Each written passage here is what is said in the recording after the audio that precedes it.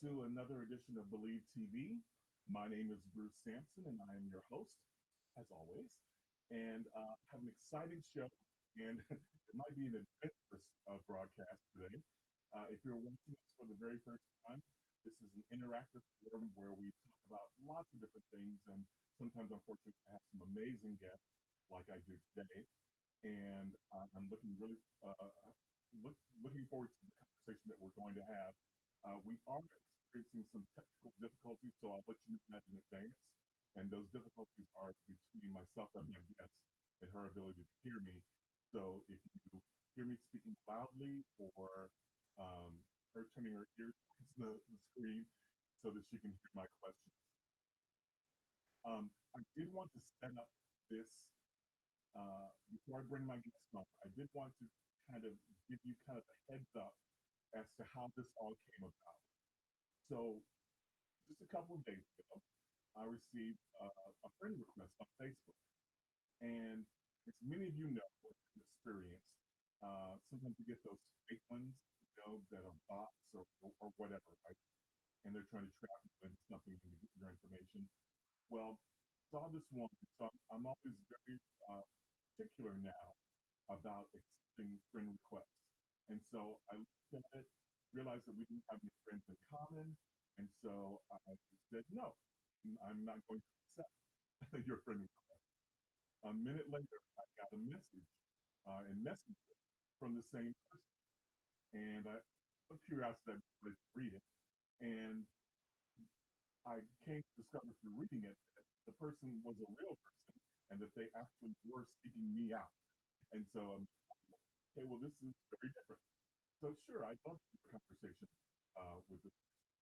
Uh, the young lady ended up being a researcher for our guest today, and we had a wonderful conversation, and it was so fascinating on both ends on a number of levels that I asked if my guest would be willing to be a guest on the program, and she was gracious enough to say yes. And so I'm so excited to have our guest today.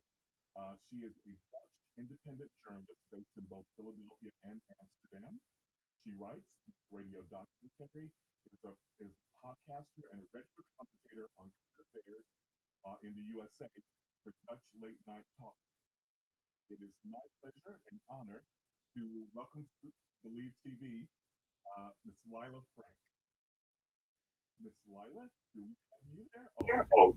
Yes, I'm there. Bruce, it's my pleasure. Thank you so much for having me. And thank you all for tuning in. You will see my ear a lot because I indeed, as Bruce already explained, have some trouble hearing it. Or, well, my ears are fine, but we have some technical problems. So if you see me do this a lot, I'm sorry. But we're just doing with what we're given today. Exactly. Making it work as best we can. Yes. Okay. So, thank you again for agreeing to be on the program. I want to start by asking you. I'm actually, we didn't discuss this before, but I'm actually, my degree is in international journalism, even though I've worked mostly in entertainment most of my life. And so I'm always curious, what drew you to journalism? It's always, maybe I should start with, I only professionally turned towards journalism 3 years ago. I'm 42, and before I became a journalist, I was a chief of staff for the mayor of Amsterdam, deputy mayor of Amsterdam. I used to work in politics quite a lot. I did a lot of political campaigns. And I basically, so I had a very different career, but basically, the way I approached journalism is kind of the way I approached designing a campaign or working for a city, and that is very close to people. So, how do I explain this? I'm interested in stories and storytelling, and I care about what people bring to the table. So, what drew me, I guess, to journalism, or the way I approach journalism, is I spend a lot of time with people, and I spend it close with them. So I stay at their homes, for example. I hardly ever stay in a hotel, but I always stay with people, and I take my time and I listen to them, because in the end, that's what it's all about, And also, the project I'm currently working on is called From Washington with Love. And I think it sort of illustrates, I'm going to enlighten that a little, because I think it illustrates why I've been drawn to journalism. I'm from Europe, I'm from Amsterdam, and I've always spent a lot of time in the United States. And that's a whole different story we might get into. There's a family tie there and a JFK tie, and well, we might get to that. Anyways, if in Europe people want to know how America is doing or what's going on, or they want to understand America, in the news cycle, everything is about Washington, D.C. We're very much focused on what's going on in the political capital. And I always think that, there are 88 Washingtons in the United States, right? It's the most common place name there is, for a reason, obviously. And I think that if you look at the other 87 Washingtons and dig into what the stories are there and what keeps people up at night, or what makes them happy, or what makes them tick, or what makes communities go around there, that you can actually better understand Washington, D.C. Because in the end, that Washington follows whatever is going around in the rest of them. And I think, getting back to your question of what has always drawn me to journalism, is the fact that in very small things you can actually tell very big stories that matter. And journalism is it's the ideal combination of things. It's people, it's analytics, it's creativity, it's stories, it's human, but it can be big. So there's so many things coming together there. And I think it's endless. And also, there are so many ways to be a journalist and to tell a story. And it's only getting bigger, because in the early days, probably when you studied journalism, not sure, don't want to offend you, but it was like either you're a writer, or you're a radio guy, or you're a TV guy.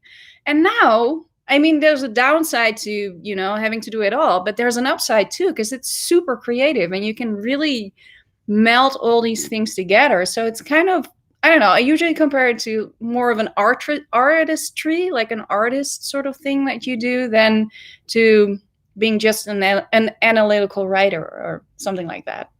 Does it answer your question? Yes. Perfect. Thank you.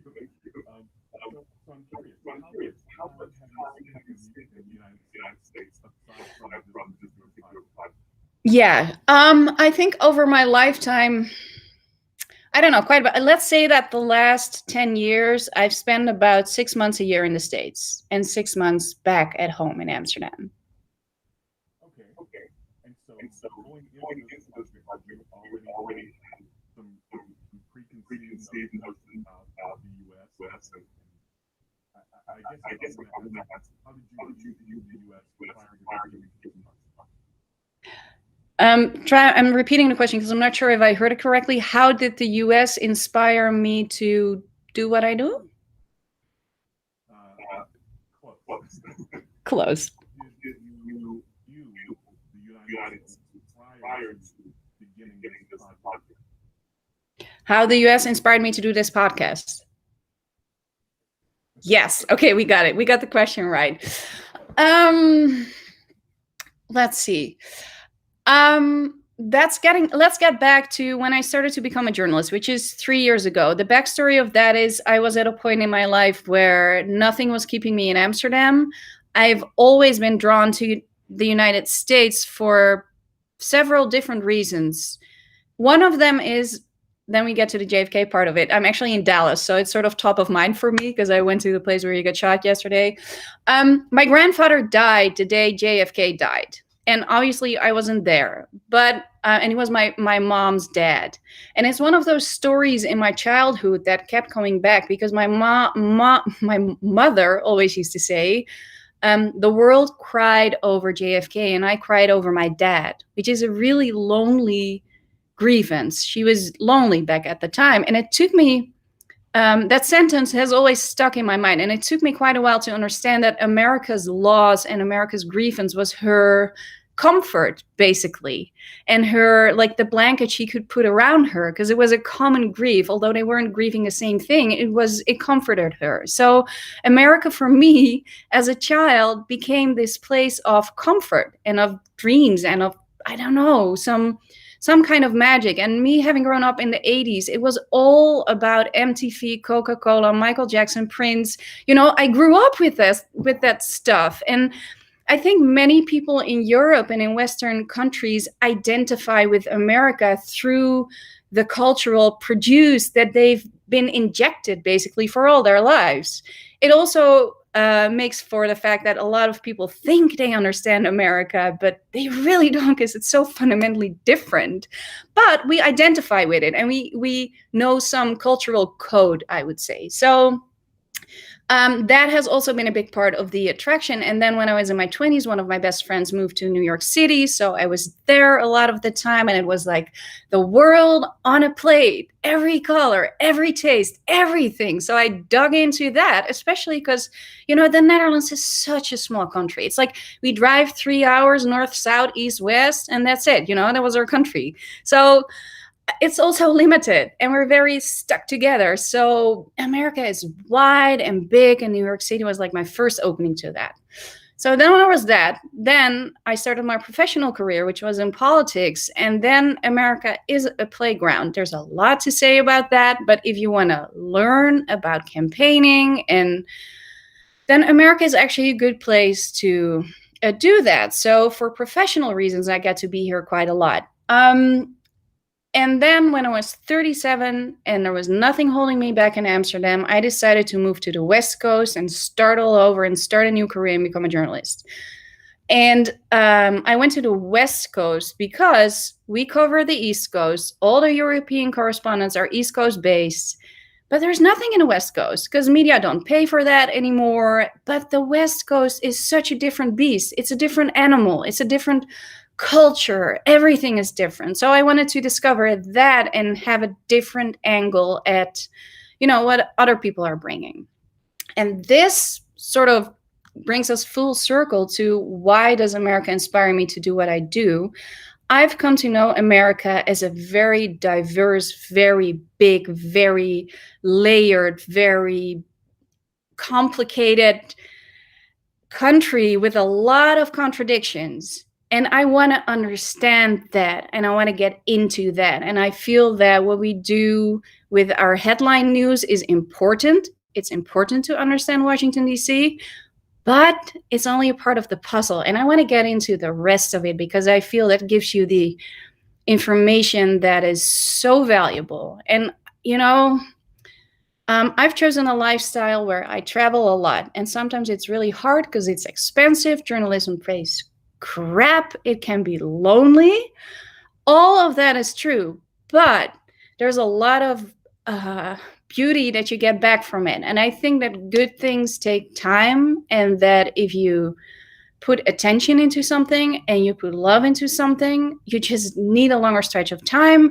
And maybe it doesn't pay you enough, but it gives you something else that is like, I don't even know how to put a price on that. So that's why I do what I do. And then there's something else I think that I would like to add to that. And that is, America is so big and there's so many contradictions. And what inspires me is how people achieve change. And that can be on a very small level. So I went to St. Quentin prison, for example, and there are guys who are stuck for life, but they run a marathon every year on the center course, which is 42 times the same lap. It's insane. But that's what they do to give sense to the life that they have right now, to create a change in their behavior and in their health. And I think that's so inspiring. And then on the other end, you have systemic change, which in America, well, where can I start? There's so many stories there. And I find it really interesting that this country, from a European point of view, so from an outsider point of view, a lot of it is about struggle and about, fighting and about, if I don't win this, somebody else is going to win it. And that creates a lot of very ugliness. I don't even know a better word for that. But there's also beauty. And that to me endless inspiration. And coming from a country that is very tiny, very small, where we're all like at each other and everybody's looking at each other, and there's a lot more room and space and freedom to fight here, and the fights are hard and tough but inspiring, and there's also beauty. So there's this endless source of everything. I would say that's what inspires me to do what I do. Wow. So I know that one of your jobs is as a commentator for current affairs for late night talk shows. Can you talk about that? Yeah, it is. To be honest, it's the least interesting thing that I do. Let's put that just right there on the table. The Netherlands has I guess like every country, has a culture where on television people comment. Like in America, you have the pundits, and they're very, they're very cited. What's the word for it? Darn. Yeah, exactly. And in the Netherlands, I guess in America, what I would do, you would call me a pundit, but I don't choose sides. So it's like we have this culture in the Netherlands where we have our late night talk shows, and it's very Dutch in the sense that there's a big table, there are one or two hosts, and then the talk of the day, whatever was news that day, is going to be on the table. So we have our prime minister with an artist, with a cleaner who protested, with, everyday Laila Frank or whatever. Or, anyone could be at that table. And I think that's, in a sense, very Dutch. So we're pretty egalitarian. Is that an English word? Like where people are sort of treated the same? There's a downside and an upside again, but it's kind of like everyone in the Netherlands rides a bike to work. The prime minister, the CEO, the cleaner, the journalist, everybody rides a bike. So it's kind of like what that's about at the table for the late night talk show. So everybody's there. And especially last year, which was election year, there's a lot going on in the United States, and you have news, headlines, and you have people who sort of try to make sense of that. And I'm one of those people. But so that's what I do. And usually, what it's like, why I say that television is the least interesting thing I do? I'm sorry, because they feed me and I appreciate that. But you have a short period of time. You need to be snappy. And it's very hard to, dig into it. You need to make your point. People need to be able to follow it. So it's kind of, you stay at the surface a little bit, which is good. It's like there are a lot of ways to be a journalist, and this is one of them, and it's important. But what I really care about, the things I like to do most, is traveling around, talking to people, take a week to get to know somebody, So. You said so much that I can see what I would love to dive into. But let's start with, you talk about traveling the world and how you stay in different, like gives you a different perspective on life in the world by living in home. That's very similar to the way that I travel. I travel doing from stops and reach, and the majority of the time we're staying in people's homes. And so I would argue the same thing, that gives you a very unique perspective on the world. And oftentimes that's not what's portrayed in the media. It doesn't come across, a lot of those come across. So I'm curious to know what, because you also talk about contradictions. So can you both talk about contradictions between that exist in the United States, but also about the contradictions between our media and what you find in just interacting with people? Okay, so let me repeat. Sorry for my ear, guys.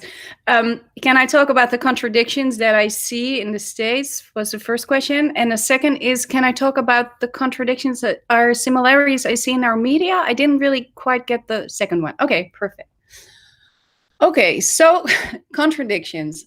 Um, well, I mean, there are a couple of obvious ones, so let's not go there. I think one very interesting one that um, I see is the contradiction between, on the one hand, the idolization and like the cultural narrative of the lonely hero, like the lonesome cowboy, the I don't know, or the like the tech nerd in Silicon Valley, the lonely genius, or the outsider, like a political outsider is always a winner. And then on the other hand, wherever I come, there's this insane need for community. I don't think there's one country in the world that uses the word community as much as Americans do, and that has to do with size again, I think. And when you want to create a home for yourself wherever you go, and if you have to move because of work or whatever.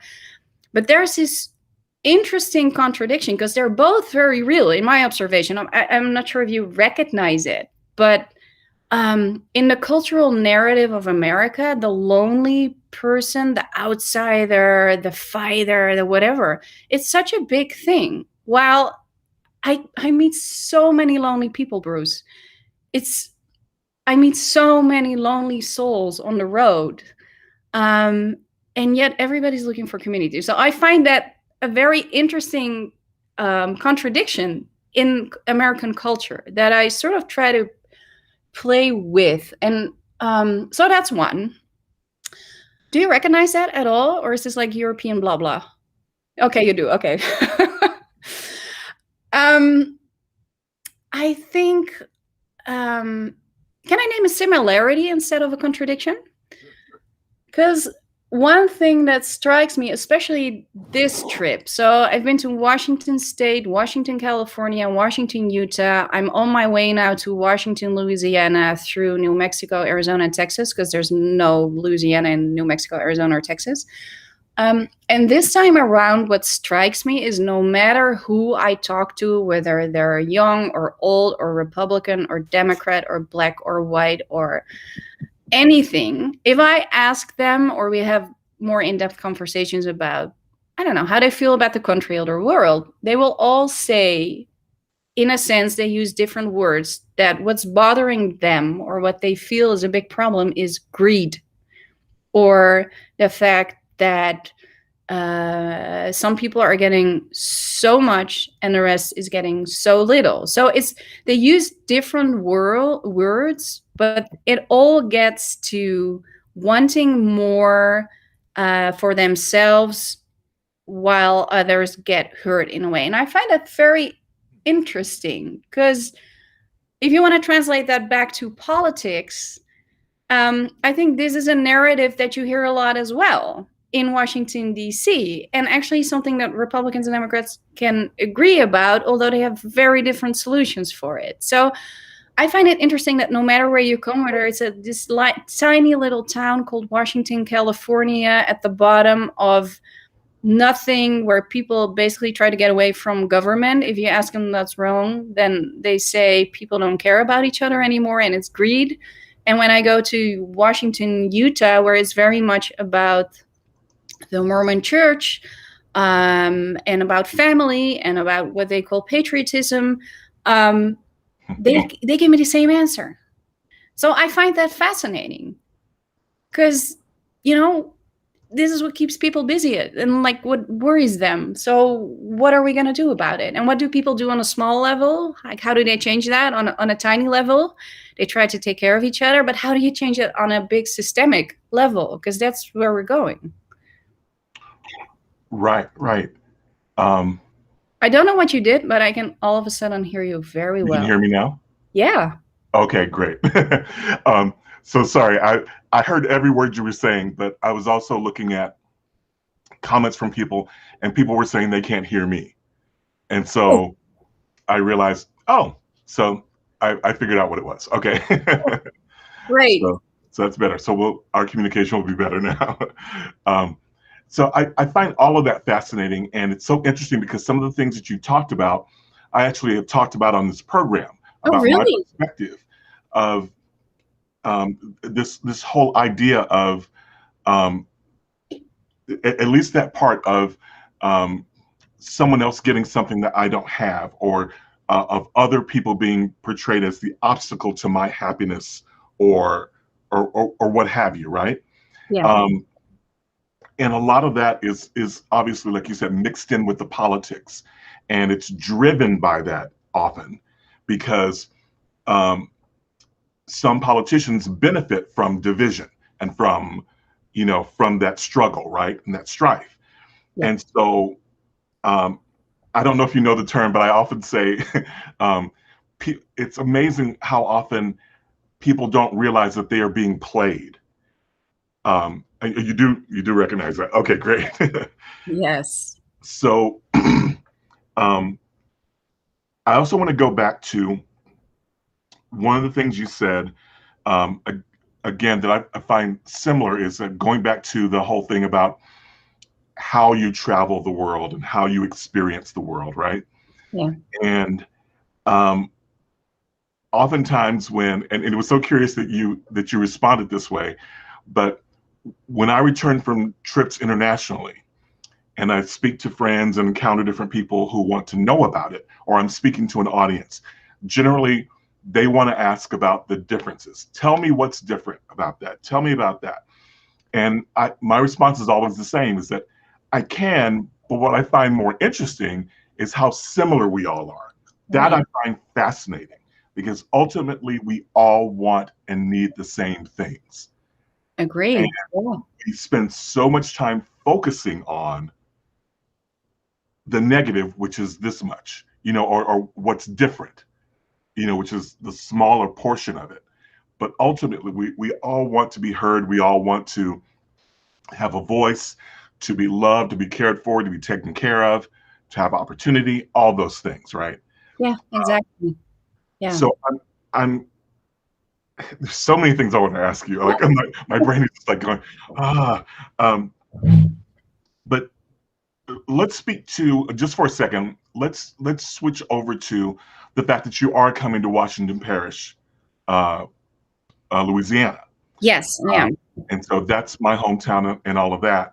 And one of the things that was fascinating to me and drove a lot of the conversation I had with your researcher was about the Deacons for Defense. Yes. And so I'm curious to know where that came from, and your thoughts about that, you know.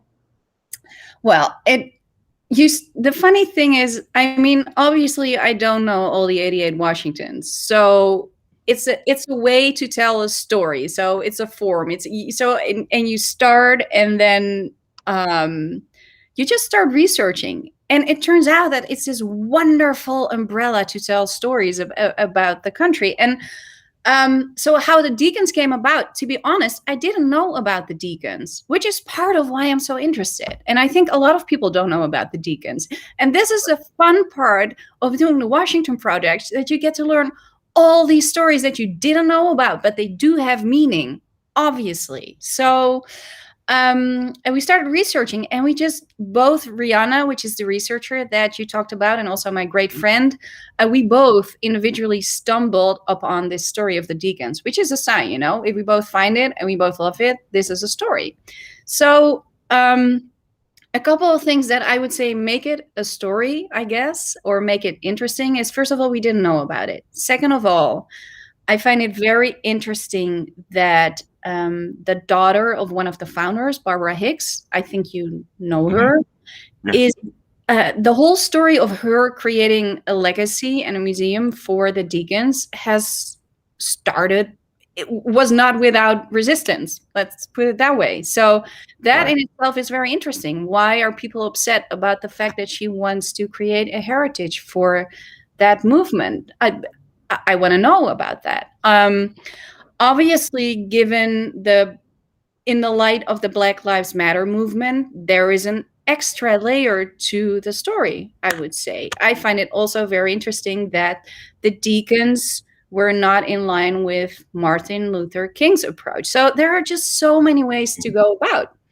And again, I think that, every story you tell about the civil rights movement is important, the ones that haven't been told yet, or not enough, or are not very well known, especially across the ocean. Yeah, I want to know about that. I want to know about that heritage and the meaning of it, and if it's still how it's perceived. So all these things. So, but honestly, to get back to your question, sometimes you just research and stumble upon something. Yeah, yeah, yeah. So, so tell me this: are there other aspects of Washington Parish that you plan to explore that you're interested in addition to that? Yes, I would love to explore the musical tradition. It's one of the perks of being an independent journalist is that you don't have to follow the headlines. You can also follow your own interests. And I'm a big lover of music, so everywhere I go, I just want to. I actually yesterday I went to my first live show in over a year here in Dallas, and it was actually a brass band from Louisiana. I I don't even have the words to express the magic of it. So yes, I want to explore the music scene. I'm gonna dig into Professor Longhair's heritage from a part. So I'll be doing that. I'm interested in the tradition and the heritage of the Black Trail Riders, which is something that in the Netherlands nobody knows about, and I think it's fascinating. And I've actually been you also have urban riders, such as in the Compton Cowboys, and in Philadelphia, there's a club I've been in touch with. I find it very interesting. That's one part. Something that I'm interested in is employment. So the paper mill is interesting. And what happens with that. And there's been a big investment. I'm curious to see if there's any environmental link, because obviously Cancer Alley is not far away, and I'm going to go there afterwards as well. And honestly, anything that people think might be interesting to dig into. I'm going to be in Washington Parish for at least 10 days because I like to take my time. Yeah. What do you think I should dig into, Bruce? Well, I think you hit all the big stuff. Yeah. With regard to music, I also don't know if you're aware of the Studio in the Country. The Studio in the Country. I'm not aware of that. Please do enlighten me. So just outside Bogalusa, literally out in the woods, is a relatively small studio that back in the 70s was one of the top studios in the entire country. No way. What's the name of it? It's called the Studio in the Country. Oh, literally, yeah. And it's still active? Yeah, it's changed over hands over the years, and but what was really attractive about it was state of the art, but it also attracted folks like Stevie Wonder came here and recorded. Part of, I don't know if you've ever heard the movie Dirty Dancing, but part of that soundtrack was done here. The rock group Cinderella, lots of different artists have recorded there, right? And so, and it's what's really interesting too, just like a lot of the things you've already mentioned, is that you said that folks across the ocean aren't familiar with these things. There are people in this community that don't know those things either. So I'm also fascinated and excited about you coming and exploring it and telling the story from your perspective and allowing us to learn about our own surroundings and our own history through your telling of it. Oh, thank you. It's kind of, actually, to be honest, I was a little nervous for this conversation, and because it's different if you talk to an American audience, because it's, I'm talking about them and it's theirs, so it's different somehow. But thank you for saying that. Oh, cool. Well, so let me also ask you about the Netherlands itself. So what can you tell me, like, is there a way you can kind of give me a synopsis of the Netherlands culturally and politically? Well, you've actually been there. I don't know if your audience knows that. What's that? That you have been to the Netherlands. Yes, I have. Yeah. Ooh, okay. So I think, what can I say about the Netherlands? We are a very tiny country. There's 18 million people. On, I always get confused with sizes, but we are like a very tiny. We are all sort of smashed together. We are defined by, amongst other things, our fight against the water. So we are below sea level, and we are internationally known for our insane skills to keep the water out, nevertheless the fact that we are below sea level. Um, I do think it's an important aspect also of our culture and of our heritage, and like in history there are all these things that link to the sea and to the ocean.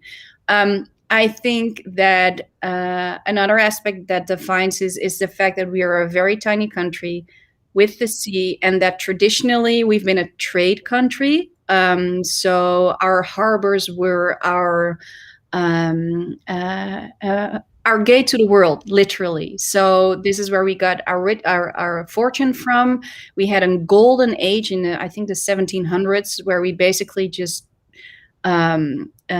used our harbors to explore the world. There's also sort of a dark history to it, because obviously we were colonizers, so we just stole all the spices from the countries we colonized and made our wisdom out of that. It's a big debate in the Netherlands. This is maybe why it's top of mind.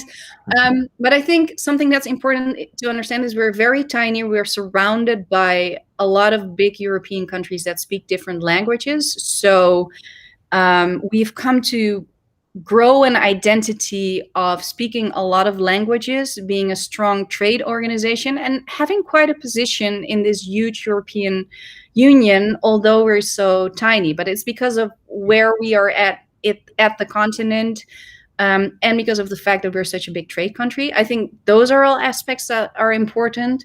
And then we have a reputation of being tolerant and open-minded. So we were the first country in the world that created gay marriage, legal gay marriage, for example, or equal. I think the word for it. Americans are so good with words. We're not good with that. Equal.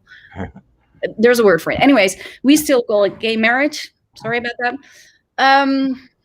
But yet again, we have the same debates that, no, I should put it differently.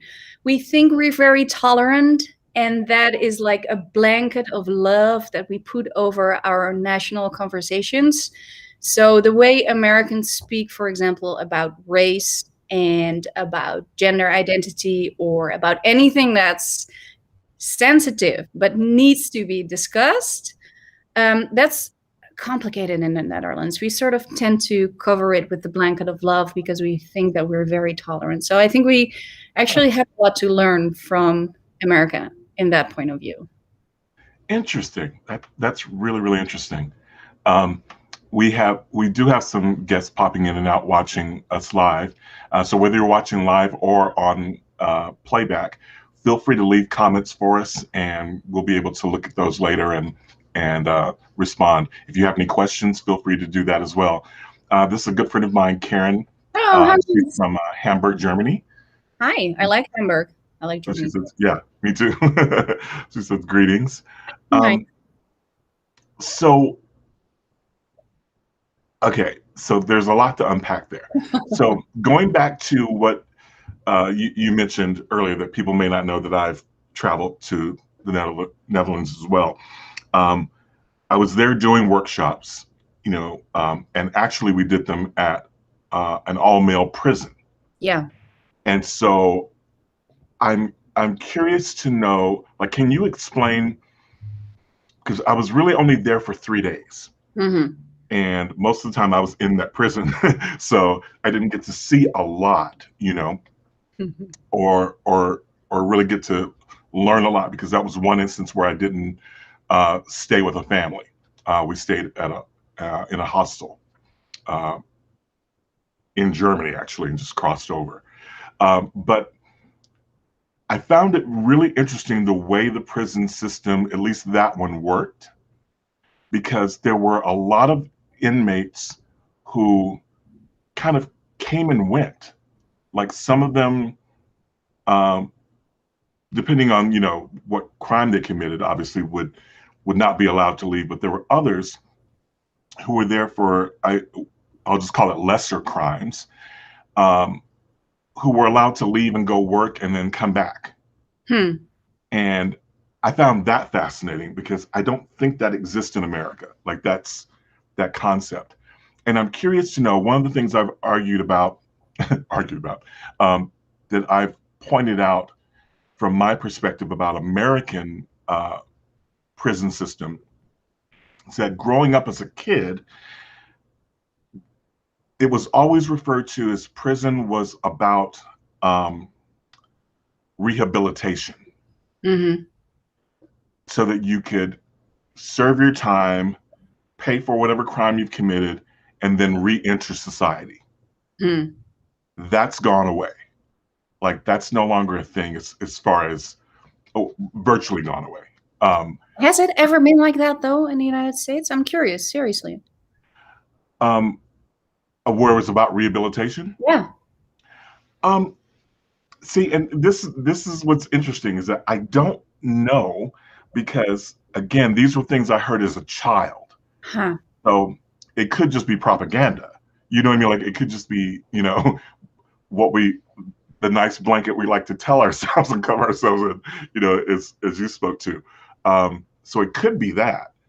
But there seemed to be some level of truth to that when I was a child, that, again, lesser crimes, people could come back and re-enter society, right? And now it feels like it's more about, if you've done something wrong, you must go away. We must lock you away. We must put you away. And I never want to see you again. And that's the only way that we feel safe, is if you go away. Yeah. And I'm curious to know if that also exists in the Netherlands or in Europe in general.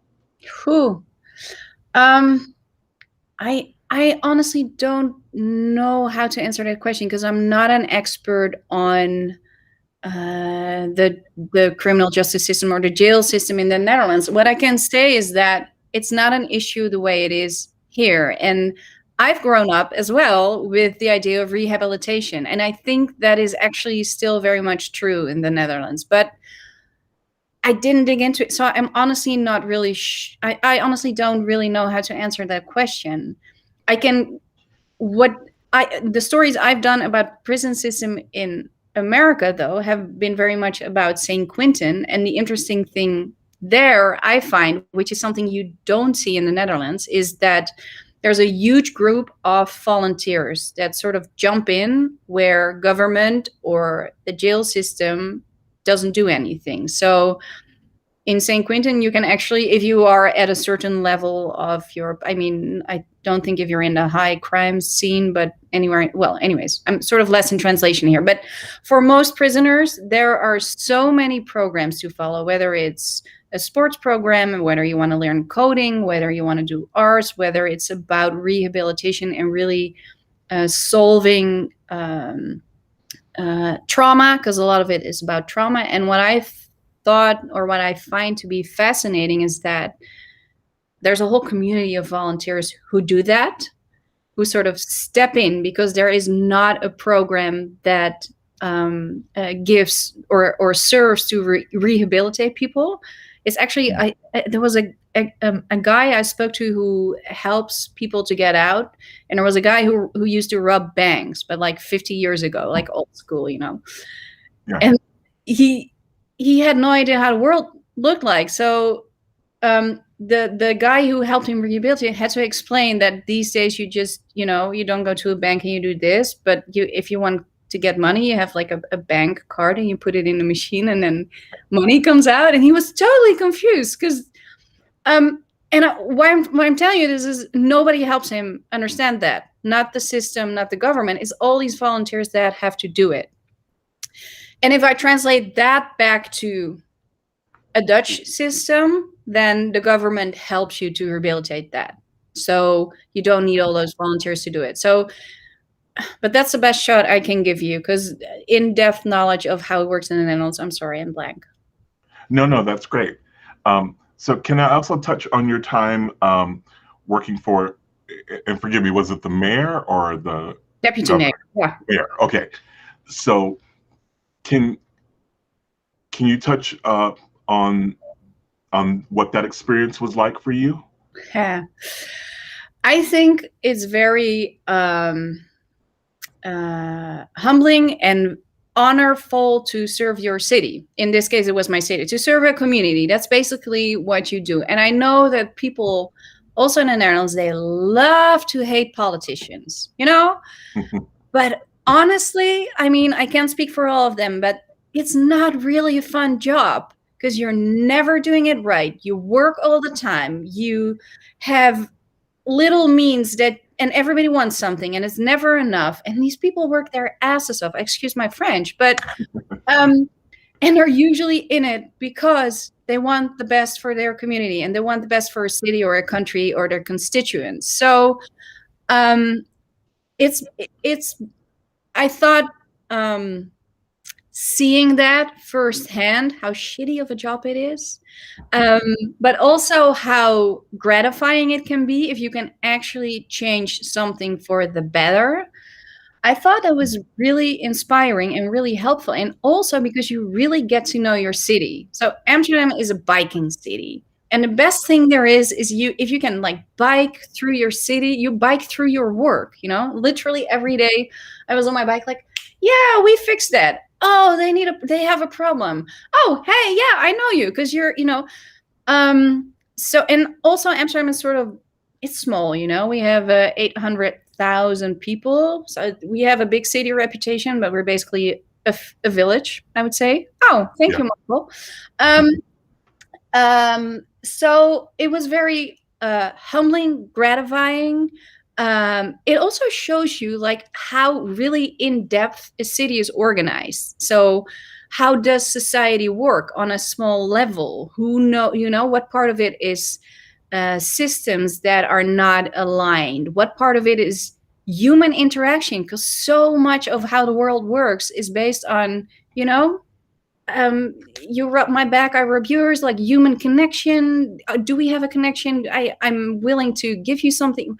Anyway, so much of that is about it. And I've learned to know my city on so many more levels than I thought I could. I mean, I've been born and raised there, but still, there were worlds to win. And still, I mean, the city is growing. There are parts that I'm not very familiar with at this moment in time. So I've actually learned a great lot. And also, my deputy mayor was Ghanese, Chinese, Dutch.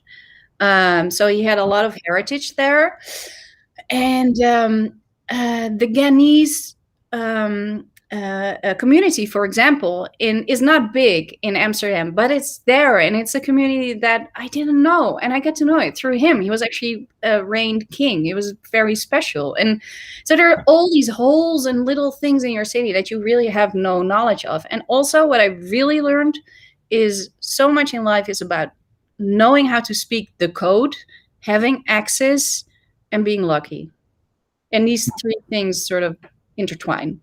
Yeah, and it's very inspiring. And I would say that also the way that I do my work now is very much what I did then, because I spend a lot of time with people in the city, just being there, hanging there, following them on their work for a week. Like, what is it you run into? What works? What doesn't work? What do you need? What don't you need? And it's kind of, I still do the same thing, but I translate it differently. Interesting. So tell me, so now you piqued another interest of mine. So tell me about in the Netherlands or in Europe, even more broadly, tell me about racism.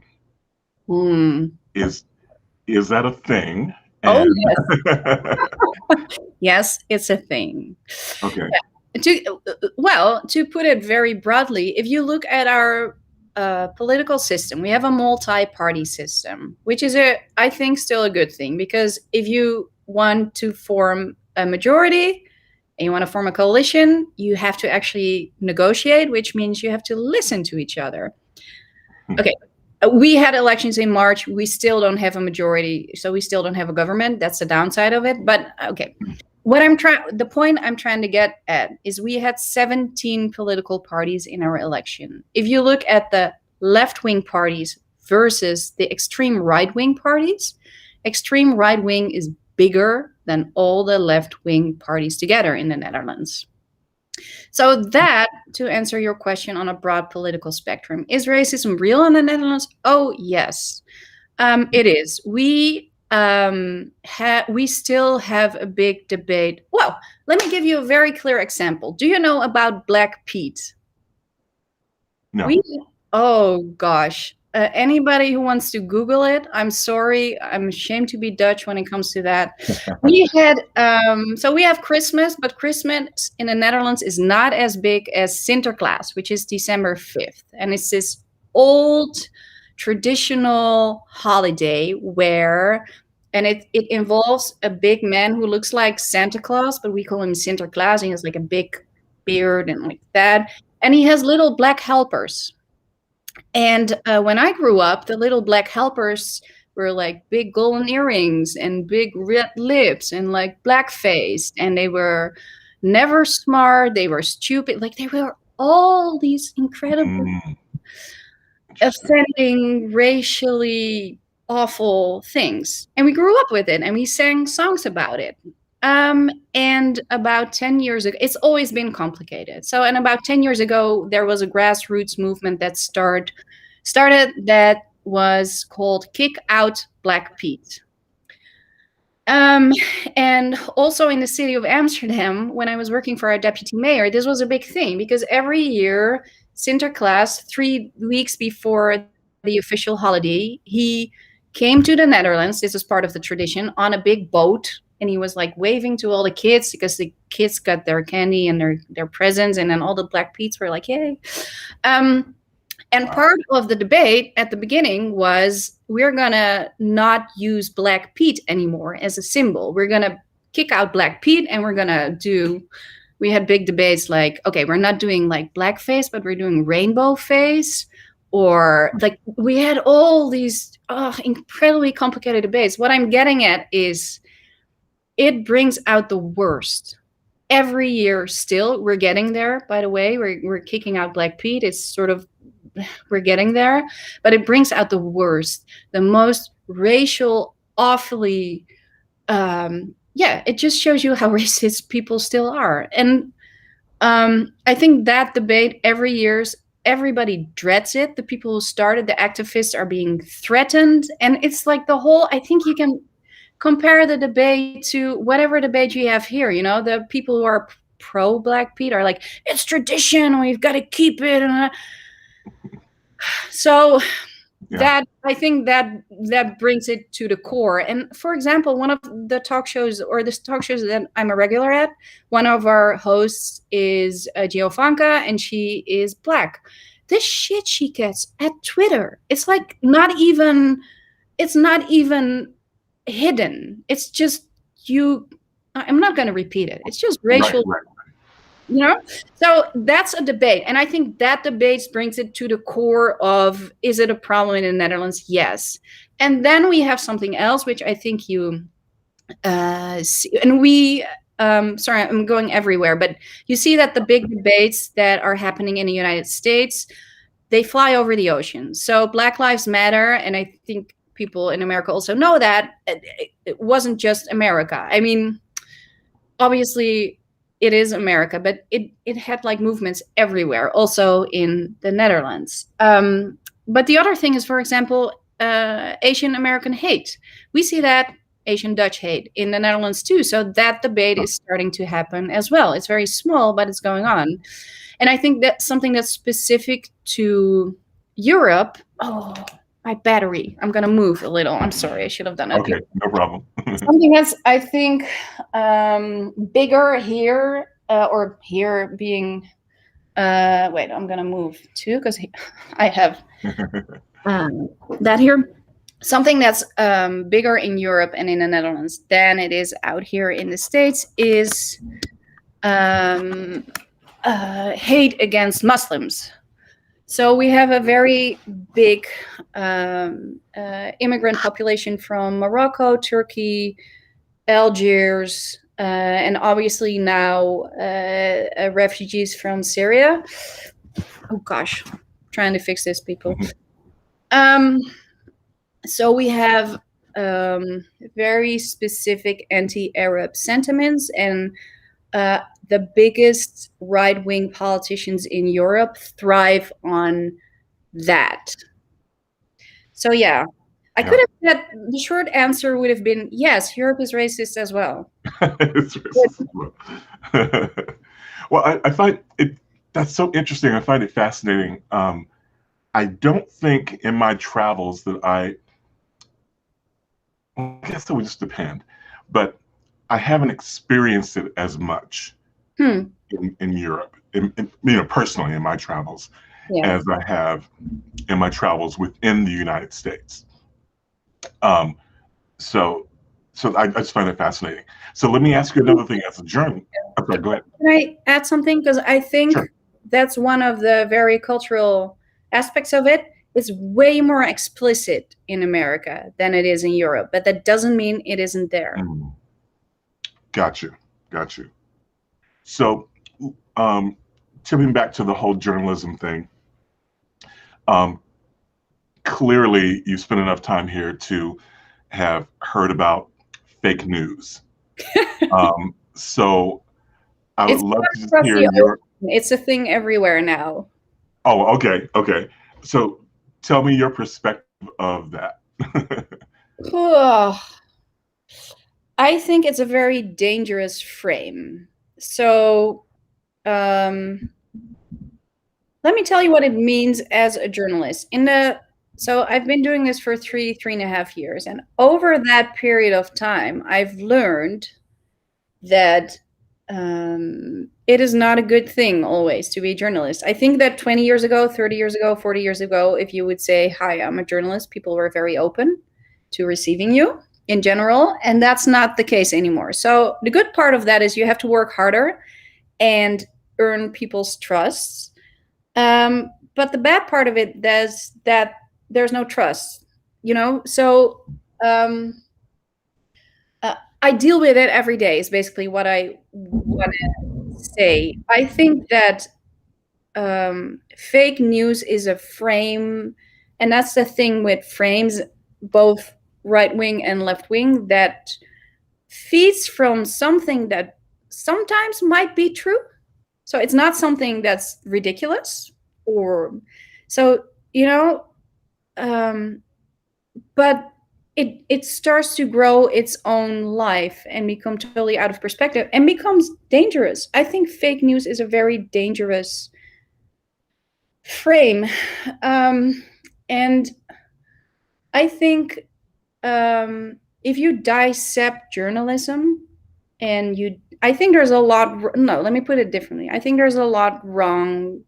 No, I think a lot could be better about a lot of news organizations. And I think that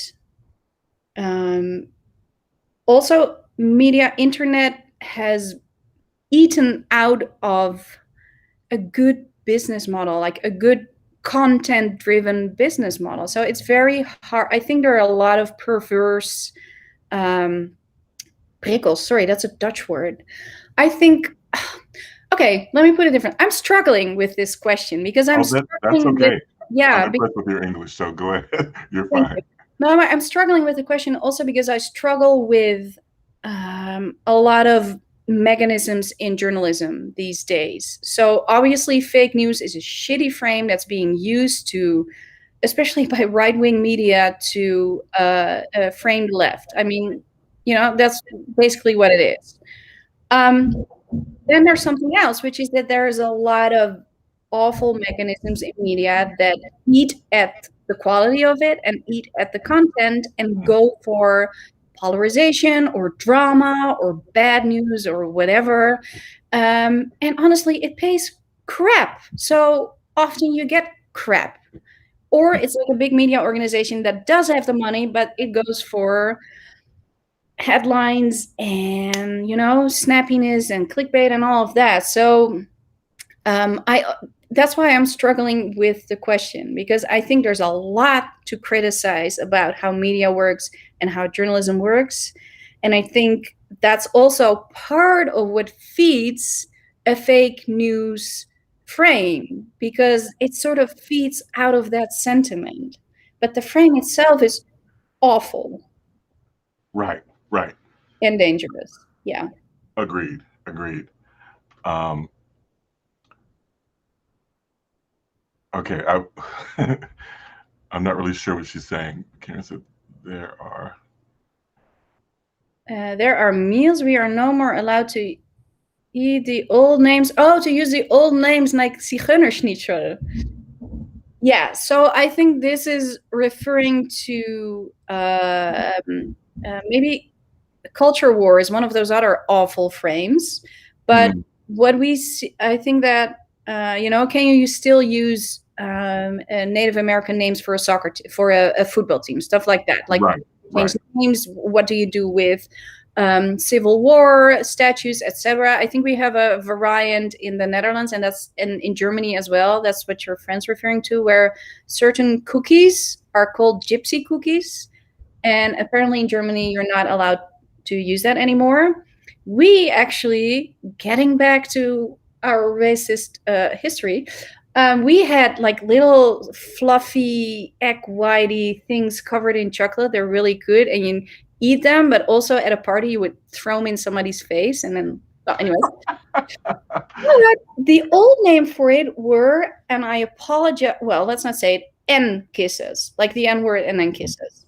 Okay, Actually, how it's been sold for ages, and I think only 5 years ago they changed the name to, well, I don't even remember, but we have, I think that's what she's referring to. gotcha, gotcha.